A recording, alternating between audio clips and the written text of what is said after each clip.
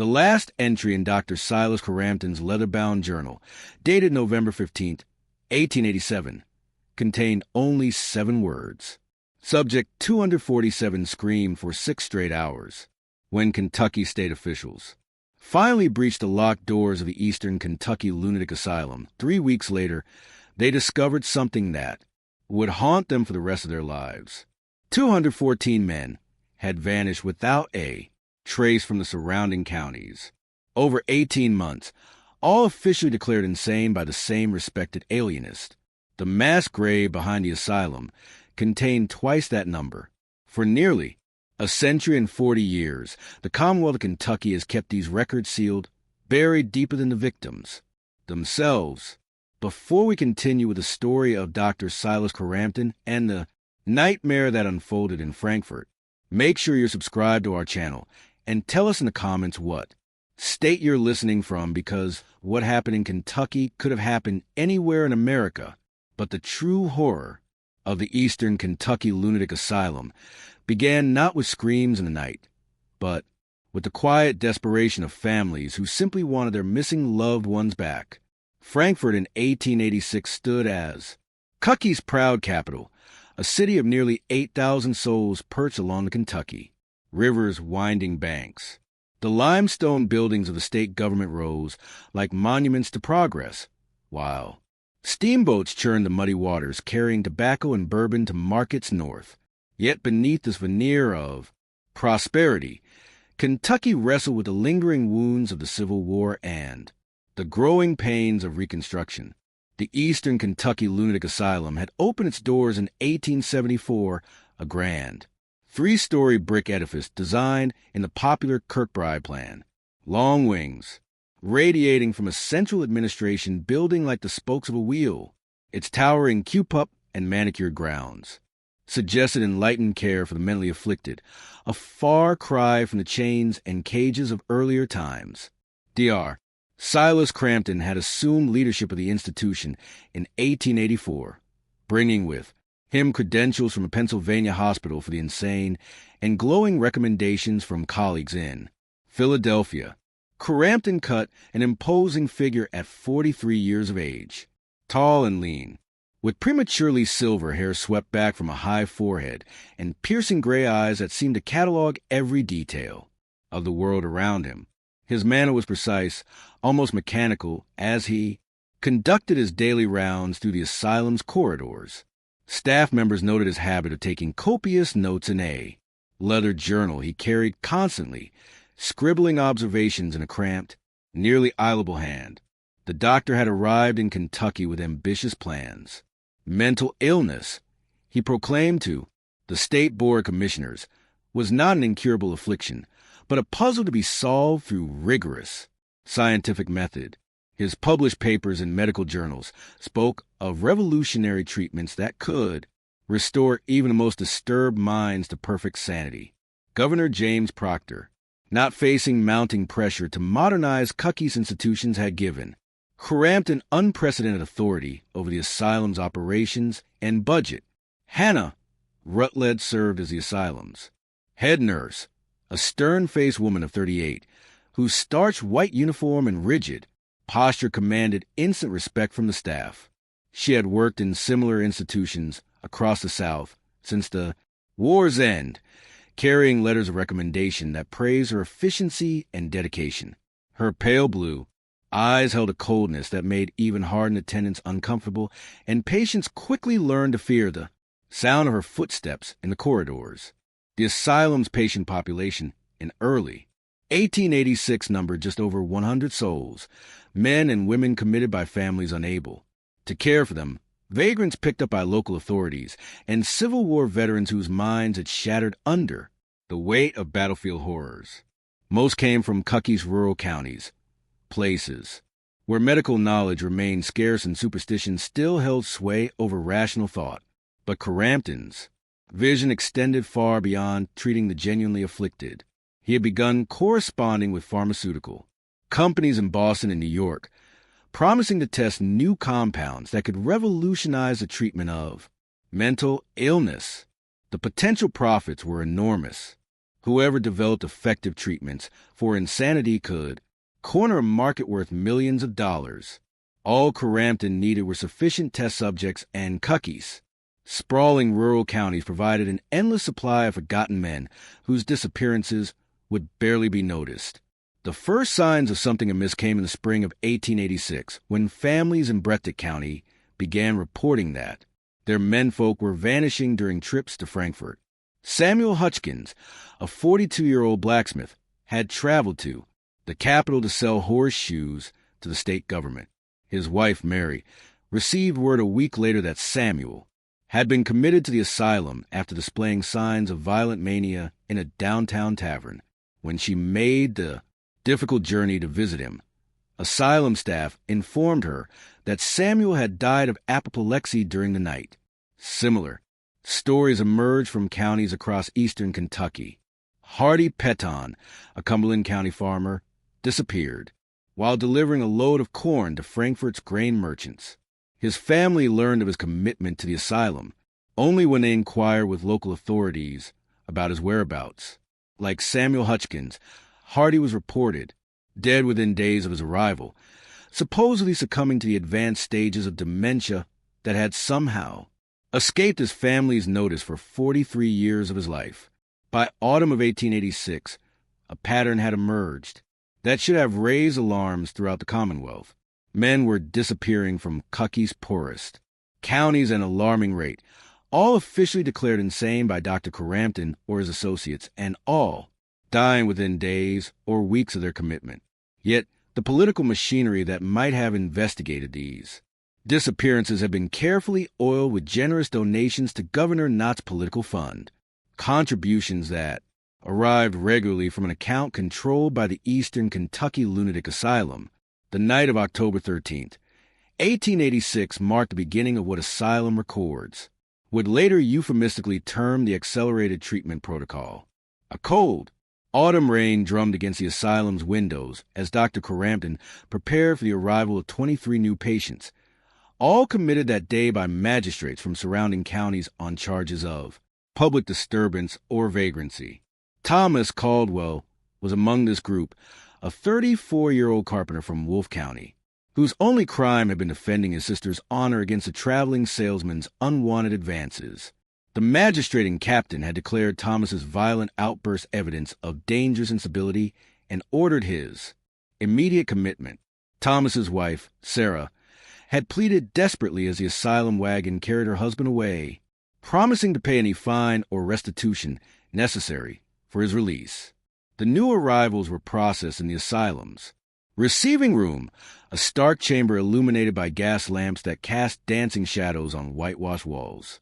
Hannah Rutledge moved among them with clinical efficiency, recording names, ages, and supposed symptoms in a thick ledger. Her assistant stripped each man of his personal belongings and clothing, issuing rough gray uniforms that marked them as patients of the state. Dr. Crampton observed the proceedings from behind a desk cluttered with medical instruments and glass vials containing various colored liquids. He studied each new arrival with the detached interest of a natural scientist, examining specimens, occasionally making notations in his ever-present leather journal. When his gaze fell upon Thomas Caldwell, he paused, pen hovering over the page. Strong constitution, Crampton murmured to Rutledge. Good muscle tone, clear eyes. This one shows promise for the advanced trials. Thomas felt a chill that had nothing to do with the October night air. The doctor's words carried implications he couldn't fully grasp, but the cold satisfaction in those gray eyes suggested something far removed from healing or mercy. Around him, his fellow prisoners, for that's what they truly were, regardless of medical terminology, shuffled nervously as they were assigned to various wards. Throughout the asylum, the treatment began immediately. Patients selected for Crampton special attention were escorted to a wing of the asylum that had been sealed off from the general population, its windows painted black from the inside to prevent observation. Here, in a series of rooms that resembled a medieval torture chamber more than a medical facility, the true nature of Crampton's research revealed itself. The first experiments focused on what Crampton termed cerebral stimulation, the injection of various chemical compounds directly into patients' bloodstreams while they were restrained on iron tables. The substances had been supplied by Pemberton Pharmaceuticals of Boston, a company eager to test new formulations without the oversight that traditional medical trials required. Some compounds produced violent convulsions that could be heard throughout the SEAL wing.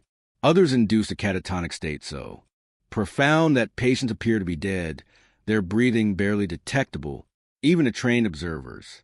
Thomas Caldwell endured his first injection on October 16th, a yellowish liquid that burned through his veins like liquid fire. The world dissolved into a kaleidoscope of colors and sounds as his nervous system rebelled against a foreign substance. He found himself screaming words in languages he didn't recognize, his body contorting in ways that seemed to defy human anatomy. Through the haze of chemical-induced delirium, he glimpsed Dr. Crampton, taking careful notes, timing the duration of each symptom with a pocket watch. The treatments continued nightly, each more elaborate than the last. Crampton had developed what he called a graduated exposure protocol testing increasingly dangerous compounds on the same subjects to document their cumulative effects. Men who survived the initial trials were subjected to combinations of drugs that produced symptoms ranging from temporary blindness to complete paralysis. Those who died, and many did, were quickly removed to make room for fresh subjects arriving daily from across Kentucky. Hannah Rutledge proved invaluable in these endeavors, her nursing training allowing her to keep patients alive long enough for Crampton to complete his observations. She had developed techniques for reviving subjects who had gone into cardiac arrest, using primitive electrical devices to restart their hearts. Her dedication to the work went beyond professional duty. She seemed to derive genuine satisfaction from the power she wielded over human life and death. But the experiments demanded more than just test subjects. They required absolute secrecy. When families began making inquiries about their missing relatives, Rutledge implemented what she called containment protocols.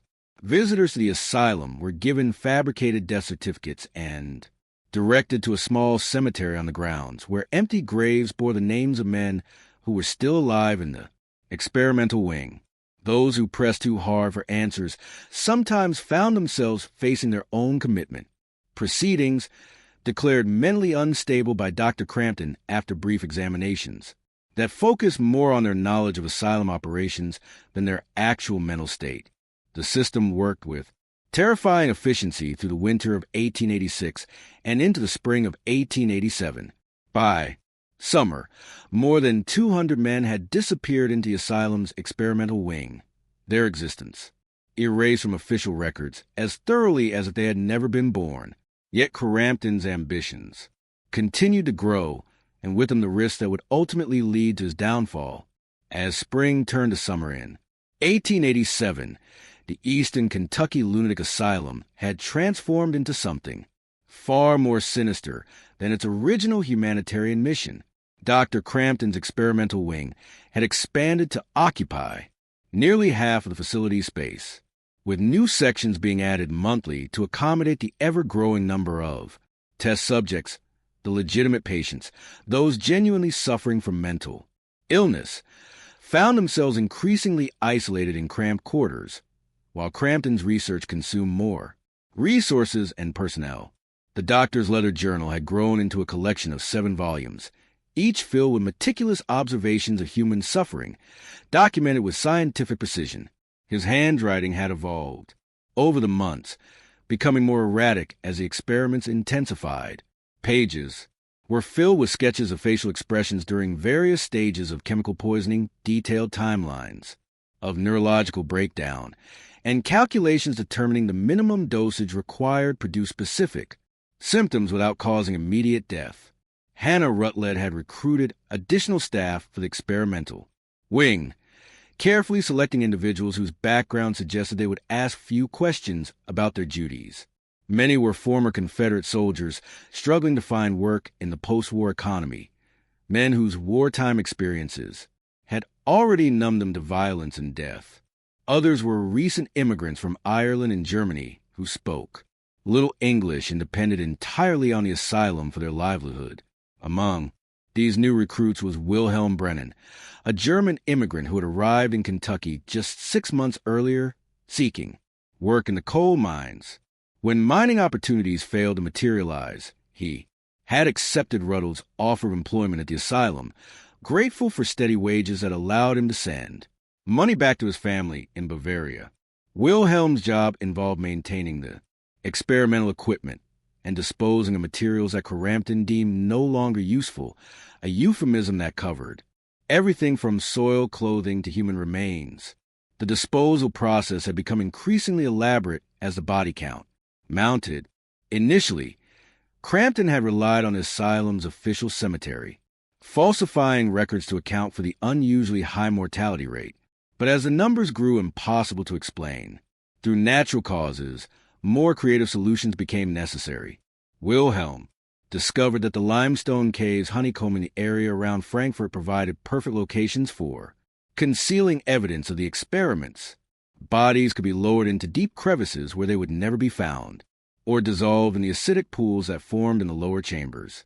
But Crampton's most ambitious project involved partnership with medical schools throughout the Northeast, institutions that paid handsomely for fresh cadavers used in anatomical instruction. The asylum's location in Kentucky provided perfect cover for this macabre trade. Bodies could be preserved in ice during winter months and shipped north in sealed coffins labeled as belonging to deceased mental patients. No one questioned the high mortality rate at an institution supposedly treating the most disturbed minds in the Commonwealth. The financial arrangements were handled through a complex network of intermediaries that insulated both Crampton and his customers from legal liability. Dr. Marcus Waright at Harvard Medical School served as a primary contact, coordinating shipments and payments through a series of shell companies established in various states. The profits were enormous. A single preserved corpse could bring as much as $200, more than most Kentucky farmers earned in an entire year. Thomas Caldwell had survived longer than most subjects in the experimental wing, his strong constitution allowing him to endure treatments that killed weaker men within days. By July of 1887, he had become one of Crampton's most valuable test subjects. His body's resilience, providing opportunities to explore the long-term effects of repeated chemical exposure. But survival came at a terrible cost. Thomas's mind had begun fracturing under the strain of constant torture, and he found himself slipping in and out of lucidity as the experiments continued. During his moments of clarity, Thomas observed the systematic nature of Crampton's operation. New subjects arrived regularly, processed through the receiving room before disappearing into the experimental wing. He learned to recognize the sounds that indicated which treatments were being administered, the screams that accompanied injection protocols, the sudden silence that meant another subject had died, and the mechanical noises of Wilhelm's disposal activities in the hours before dawn. But Thomas wasn't the only one paying attention. In the county surrounding Frankfurt, families had begun comparing notes about their missing relatives. Sarah Caldwell had organized meetings in Wolfe County, bringing together wives and mothers whose husbands and sons had vanished after encounters with asylum representatives. Similar groups were forming in Breath, Leslie, and Cumberland counties, all sharing stories that followed disturbingly similar patterns. The families had attempted to work through official channels, petitioning the governor's office and contacting state legislators, but their inquiries were met with form. Letters expressing sympathy for their loss while explaining that mental illness often progressed rapidly in institutional settings. Death certificates were provided when requested, all bearing Dr. Crampton's signature and listing causes of death ranging from apoplexy to consumption to general debility. More disturbing were the reports from families who had attempted to visit the asylum grounds. Several mothers described being turned away at the gate by armed guards who claimed their sons had become too violent to receive visitors. Others were permitted brief meetings with patients they were told were their relatives. only to realize that the heavily medicated men they encountered were complete strangers. When they protested, they were informed that mental illness had so thoroughly altered their loved one's appearance that recognition was impossible. By late summer of 1887, the network of grieving families had grown into an informal investigation that threatened to expose Crampton's operation. Sarah Caldwell had made contact with newspaper editors in Lexington and Louisville, sharing documentation that suggested systematic irregularities in asylum records. The Courier-Journal had assigned a reporter to investigate the unusually high death rate at the Eastern Kentucky Lunatic Asylum, and preliminary inquiries were raising questions that Crampton couldn't easily answer. The doctor realized that his carefully constructed system was approaching its limits. Too many people were asking too many questions, and the political protection he had enjoyed through Governor Cahen's administration might not survive closer scrutiny. Something had to be done to eliminate the sources of these troublesome inquiries, and Hannah Rutledge had already begun developing solutions that would soon claim victims far beyond the asylum's walls. The autumn of 1887 brought an unseasonable chill to central Kentucky, as if nature itself recoiled from the horrors unfolding within the asylum's walls. Crampton's experiments had evolved into something approaching industrial-scale human testing, with new subjects arriving daily from across the Commonwealth. The leather journals documenting his research now filled an entire cabinet in his private office, their pages chronicling 18 months of systematic torture, disguised as medical science. But the most disturbing development was the expansion of Carton's influence beyond the asylum grounds. Working through a network of corrupt magistrates and local officials, he had effectively created a pipeline for acquiring test subjects from Kentucky's most vulnerable populations. Men could be declared insane for infractions as minor as public drunkenness or failure to pay debts, their commitments rubber-stamped by judges who received regular payments from the asylum's discretionary fund. The process had become so streamlined that Hannah Rutledge maintained a standing order for 20 new subjects weekly, specifying particular physical characteristics that made individuals suitable for different experimental protocols. Strong young men were preferred for testing compounds that might prove useful to the military, while older subjects were reserved for toxicity trials that had lower survival rates.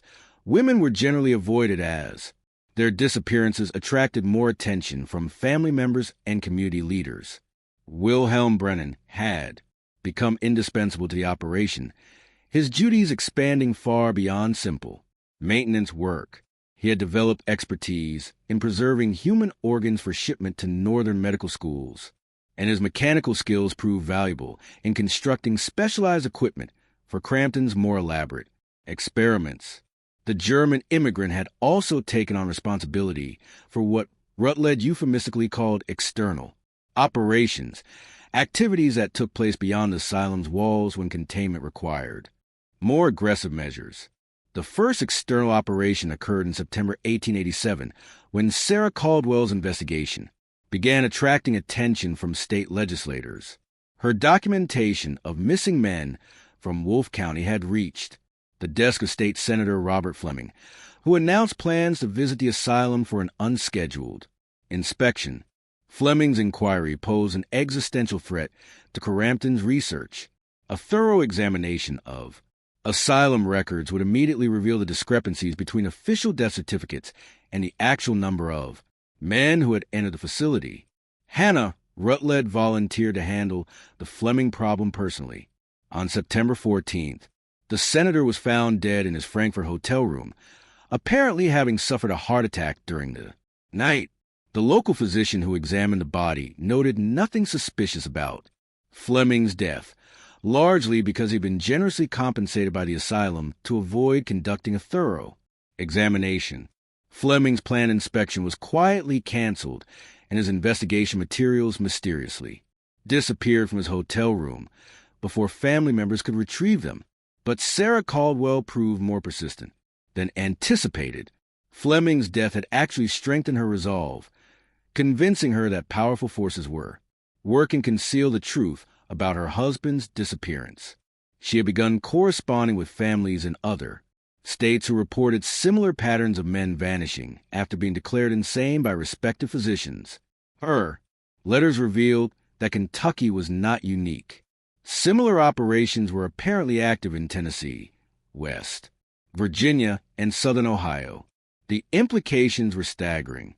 If Crampton's research was part of a larger network of illegal human experimentation, the number of victims could reach into the thousands.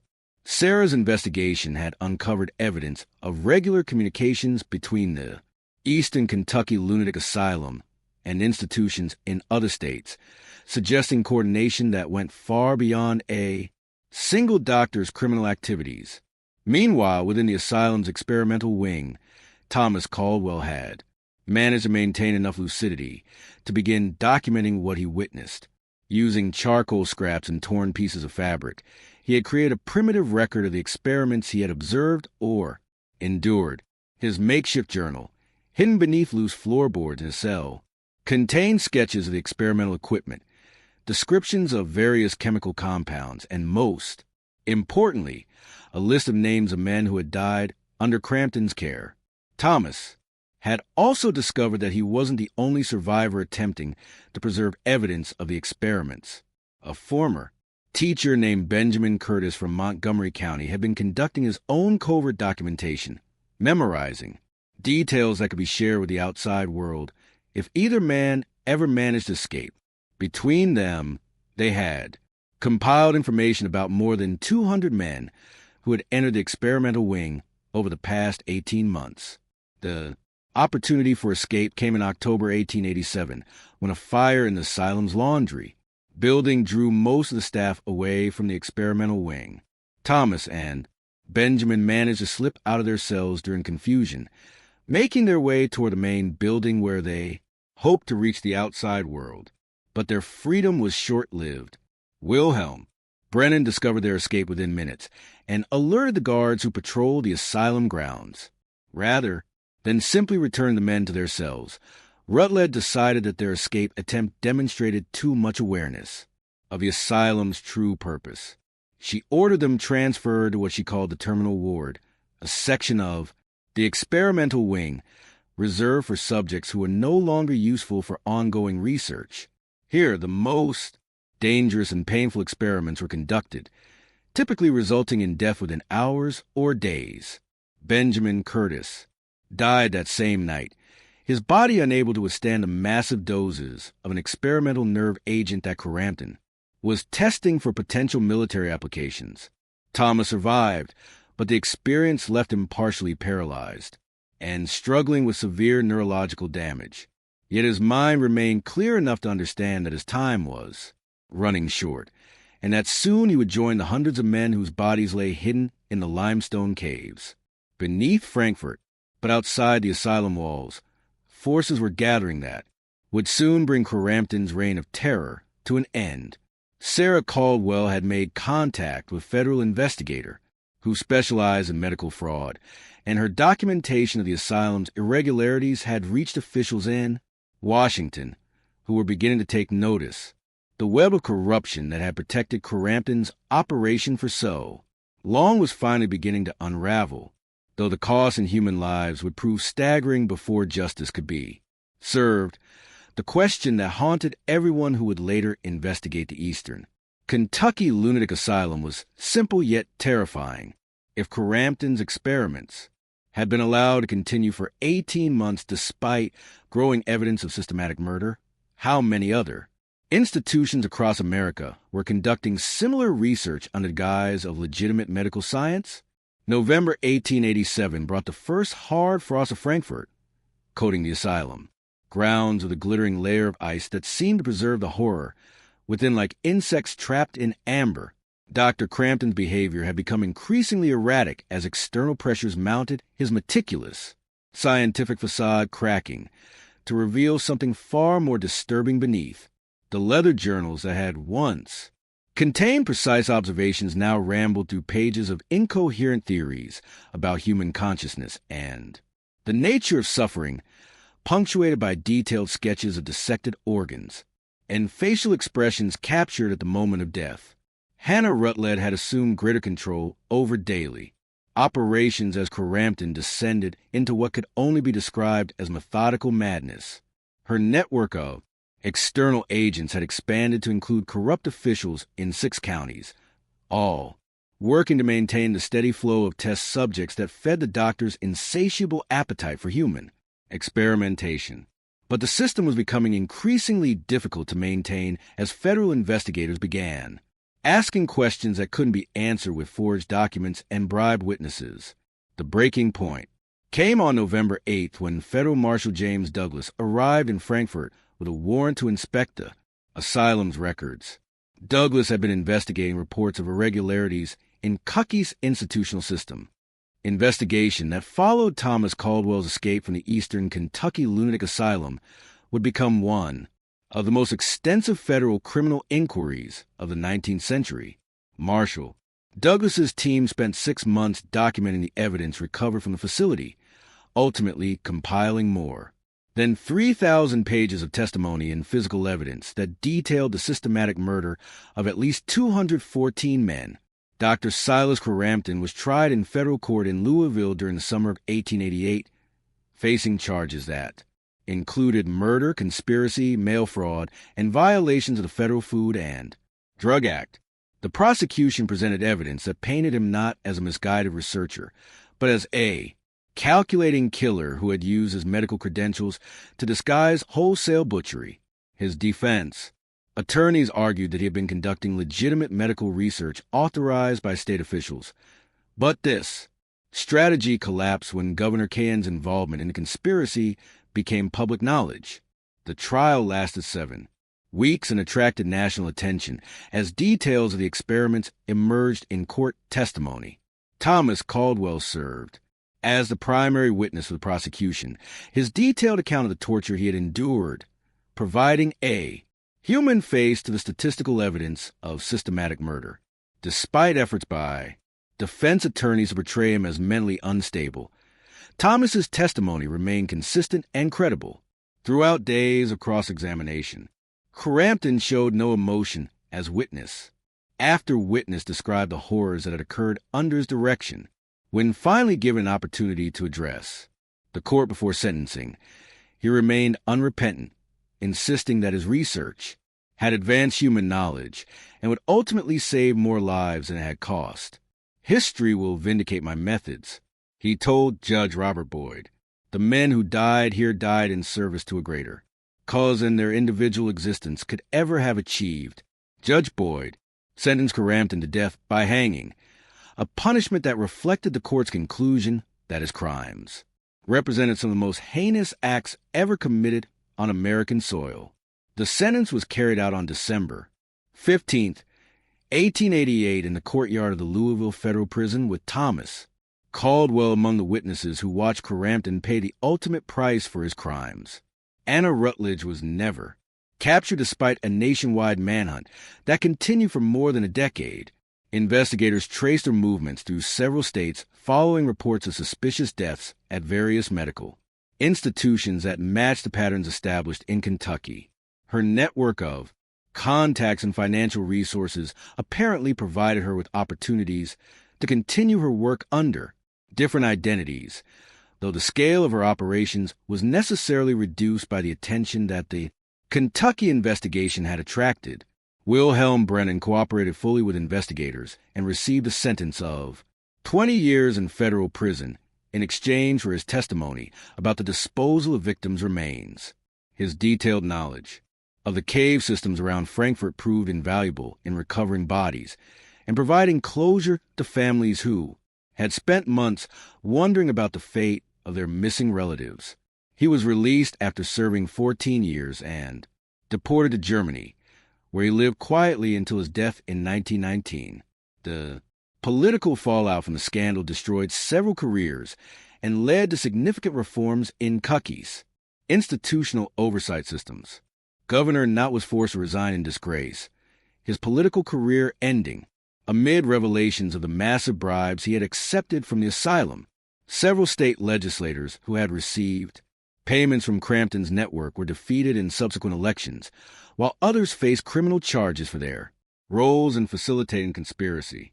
The pharmaceutical companies that had supplied experimental compounds faced congressional investigations but ultimately escaped serious consequences through legal maneuvering and political influence. Peon Pharmaceuticals eventually settled civil lawsuits filed by victims' families for undisclosed amounts, while other companies involved in conspiracy simply dissolved their operations and reformed under different names. Harvard Medical School conducted an internal investigation of Dr. Marcus Wainwright's activities, but concluded that he had acted independently without institutional knowledge or approval. Wainwright himself resigned his position and disappeared from public view, though investigators suspected he continued his research through private channels. The broader network of medical institutions involved in purchasing organs and cadavers from the Kentucky operation was never fully exposed, as many records had been destroyed before federal investigators could access them. Thomas Caldwell survived his ordeal, but never fully recovered from the neurological damage inflicted during his months of torture. He returned to Wolfe County, where his wife, Sarah, cared for him until his death in 1904. Sarah became a prominent advocate for institutional reform, traveling throughout Kentucky to speak about her husband's experiences and working to establish oversight systems that would prevent similar atrocities in the future. The Eastern Kentucky Lunatic Asylum was permanently closed following the investigation, its buildings eventually demolished to remove any trace of the horrors that had occurred within their walls. The state constructed a new mental health facility in Lexington with strict oversight procedures designed to prevent the types of abuses that had flourished under Crampton's administration. Yet questions remained that were never fully answered. The scope of the conspiracy suggested coordination between institutions across multiple states, implying that similar operations might have been active in other locations. Federal investigators received reports of suspicious activities at facilities in Tennessee, West Virginia, and Southern Ohio, but lack of resources and political opposition prevented comprehensive investigations of these allegations. The limestone caves that served as mass graves were sealed by state authorities, officially to prevent further contamination, but also to discourage curiosity seekers who might disturb the remains of victims whose bodies were never recovered. Local residents reported strange sounds emanating from the sealed caves for years afterward, though these were likely explained by natural geological processes rather than anything supernatural. The true number of victims claimed by Crampton's research will probably never be known with certainty. While investigators documented the deaths of 214 men, evidence suggested that the operation had been active for longer than initially suspected and may have included victims whose disappearances were never reported to authorities. The network of caves beneath Frankfort likely contains remains that will never be discovered. Silent testimony to one of the darkest chapters in American medical history. Perhaps most disturbing was the realization that the institutional failures that enabled Crampton's crimes were not unique to Kentucky or to the 1880s. The combination of political corruption, economic incentives, and scientific ambition that had created the conditions for systematic murder continued to exist throughout the country, raising questions about what other atrocities might be occurring under the guise of legitimate medical research. The legacy of the Eastern Kentucky Lunatic Asylum serves as a reminder that the pursuit of scientific knowledge, when divorced from moral constraints and proper oversight, can become indistinguishable from systematic evil. The men who died in Crampton's experiments were not volunteers for the advancement of human knowledge.